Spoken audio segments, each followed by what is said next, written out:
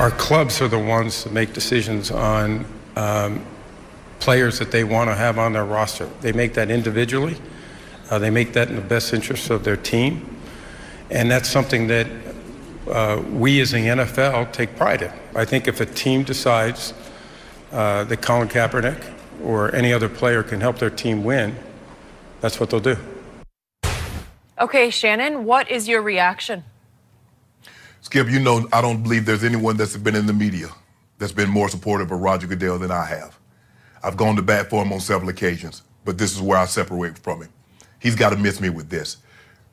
And I understand why Commissioner Goodell is saying what he said, because he's still a part of the lawsuit that Colin Kaepernick has going on against the NFL.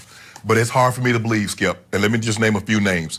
Josh Johnson, who last threw a pass in 2011, started games this year.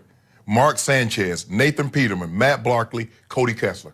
It's hard for me to believe, and I think any rational, prudent fan that watches the game of football can honestly say those guys are better than Colin Kaepernick. Commissioner Goodell is acting like Colin Kaepernick is saying, I need to be a starter. But no one will even give him an opportunity to bring him in and have him throw in shorts and T-shirt against air. You bring him in and you just sit him down and talk about what's going on. You talk about what's his life. You don't ask him anything about X's and O's. Come on, Commissioner. Don't insult our intelligence. And I get it. He can't say, but we know. And they said, well, you can't have a team and have two systems. Did Lamar Jackson run the same plays as Joe Flacco? Okay, what about Marcus Mariota, Skip? He's the starter in Tennessee. His backup is Blaine Gabbert. You can't get two more polar opposite at the quarterback position than that.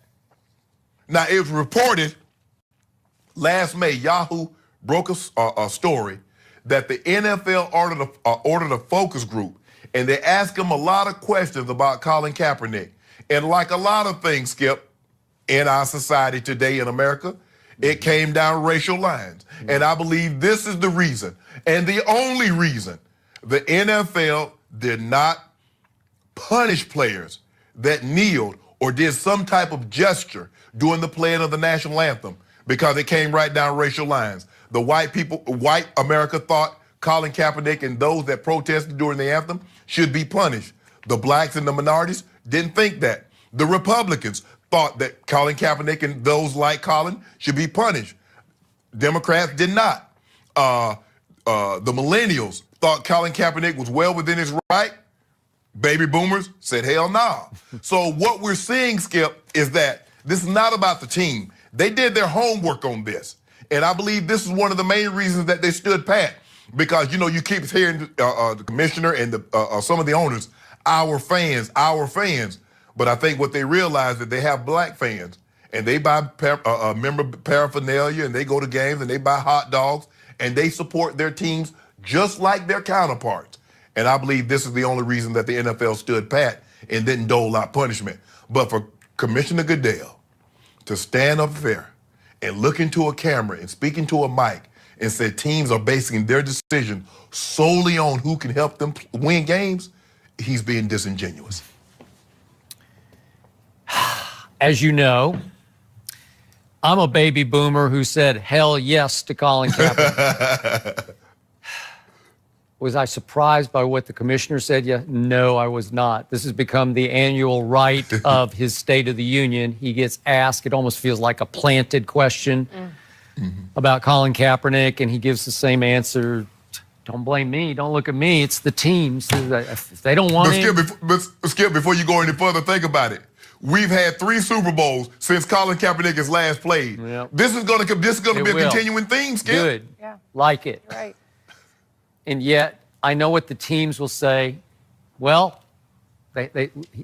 Cap gave him a small excuse because, unfortunately, he got stuck in his last year as a starter on a bad football team in San Francisco. And he went 1-10 as the starter on that team. But he had 16 touchdown passes to only 4 interceptions.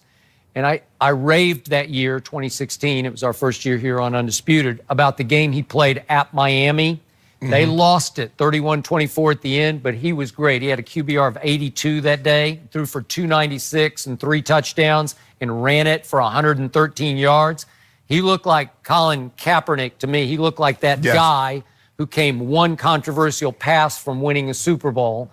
And obviously, to all your points you made with all those backup quarterbacks who got to start, it's pitiful what happened. We know what happened. It's a very sad story what happened because this man threatened most of the owners' bottom lines. There were a few owners who were with him, but I think vast majority against him just because he was such a threat. But Shannon, it's a sad story with a great silver lining that gleams from sea to shining sea because Colin Kaepernick had dramatic, resounding, lasting impact as a social justice crusader. He became the face of a crucial movement in this country, and I will forever be grateful to him for sacrificing what the back end of his NFL career for that. Still had a very good NFL career, and he could have had another, 6, 8. Heck, if Tom Brady's going to play until he's 45, Colin could have played until he was 35. I don't know, but again, it's just clear what happened, and his collusion suit against the NFL drags on and on and on, and it could drag on for infinity. Your skill for me is that, people are like, well, he was terrible in San Francisco. My question is, how many of Colin's teammates are still in San Francisco? How many of Colin's teammates are still in the NFL? They make it seem like Colin Kaepernick was the only bad player on that roster, and that's why they lost. There's a reason. They fired the head coach after 1 year. And a lot of those players, I can assure you, when Kyle Shanahan and John Lynch, the general manager, came in there, they cleaned that whole, just about that entire locker room out. So this notion that Colin Kaepernick, and I'm not saying Colin Kaepernick is Tom Brady. I'm not saying he's Warren Moon. I'm not saying he's Peyton Manning. But it's hard for me to believe with some of the quarterbacks. Nathan Peterman started games in the NFL. Mark Sanchez, Skip, this is ridiculous. This is ridiculous. And we're not saying bring him in and now he's the de facto starter. But for no one, Skip, we've seen guys have and Colin Kaepernick didn't do anything, but we've seen guys have checkered past, and they get an opportunity to play again.